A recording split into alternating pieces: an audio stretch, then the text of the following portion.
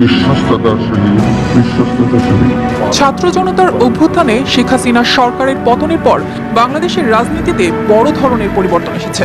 শান্তিতে নোবেলজয়ী ডক্টর মোহাম্মদ ইউনূসের নেতৃত্বে 17 সদস্যের অন্তর্বর্তীকালীন সরকার গঠন করা হয়েছে। তবে এখন প্রশ্ন উঠেছে, এই অন্তর্বর্তী সরকারের উপদেষ্টারা কি ধরনের সুবিধা পাবেন এবং তাদের দায়িত্ব কিভাবে পরিচালিত হবে।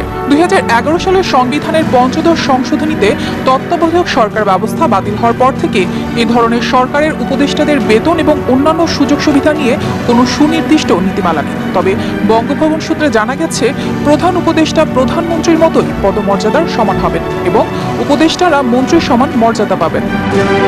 সবার জন্যই ভালো চপস্টিক ইনস্ট্যান্ট নুডলস, দারুণ স্বাদে সবার জন্য। The prime ministers remuneration and privilege amendment bill 2016 অনুযায়ী প্রধানমন্ত্রীর মাসিক বেতন 1,15,000 টাকা। এছাড়াও মাসিক বাড়ি ভাড়া, দৈনিক ভাতা, যাতায়াত খরচ, ডেইলি অ্যালাউন্স, ইন্স্যুরেন্স সুবিধা, কূটনৈতিক পাসপোর্ট, টেলিফোন ব্যয়, চিকিৎসা সেবা সহ বিভিন্ন সুবিধা অন্তর্ভুক্ত রয়েছে। একই সুবিধা ভোগ করবেন বর্তমান প্রধান উপদেষ্টাও। সরকারি বাসভবন পাওয়ার অধিকার থাকবে প্রধান উপদেষ্টার, যিনি চাইলে নিজের বাড়িতে থাকতে পারবেন। সেক্ষেত্রে বাড়িটি সরকারি টাকায় সংস্কার করা হবে এবং নিরাপত্তা নিশ্চিত করতে স্পেশাল ফোর্স মোতায়েন করা হবে। এছাড়া তার যাতায়াত, আকাশপথে ভ্রমণের খরচ, 25 লাখ টাকার বীমা কভারেজও থাকবে রাষ্ট্রের ব্যয়ে। এছাড়া মন্ত্রীর সমান মর্যাদা থাকায় উপদেষ্টারাও মন্ত্রীর মতোই বেতন ভাতা এবং অন্যান্য সুযোগ সুবিধা ভোগ করবেন।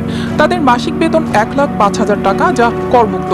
প্রতিদিনের ভাতা, মোবাইল ফোনের জন্য বরাদ্দ, গাড়ি ব্যবস্থাও থাকবে তাদের জন্য। এর পাশাপাশি রেল ও বিদেশ ভ্রমণের খরচ রাষ্ট্র বহন করবে। এছাড়া সরকারি বাসভবন ব্যবহারের সুযোগ পাবেন উপদেষ্টারা। সেখানে বিদ্যুৎ, গ্যাস, পানি, টেলিফোন সহ সকল রক্ষণাবেক্ষণ খরচ রাষ্ট্রের দিক থেকে বহন করা হবে। এমনকি বাসার নিরাপত্তার জন্য বিশেষ বাহিনীও থাকবে। 2011 সালে সংবিধানের পঞ্চদশ সংশোধনীতে তত্ত্বাবধায়ক সরকার ব্যবস্থা বাতিল হওয়ার পর এই ধরনের সরকারের উপদেষ্টাদের দায়িত্ব এবং সুযোগ সুবিধা নিয়ে প্রশ্ন ওঠে। নতুন সরকার গঠনের পর এ বিষয়ে নতুন নীতিমালা প্রণয়ন করা হতে পারে। এ বিষয়ে মন্ত্রিপরিষদ সচিব মাহবুব হোসেন বলেন, প্রধান উপদেষ্টা এবং অন্যান্য উপদেষ্টারা মন্ত্রীর দায়িত্বের সমান দায়িত্ব পালন করবেন এবং রাষ্ট্রের বিদ্যমান সব সুবিধাই ভোগ করবেন।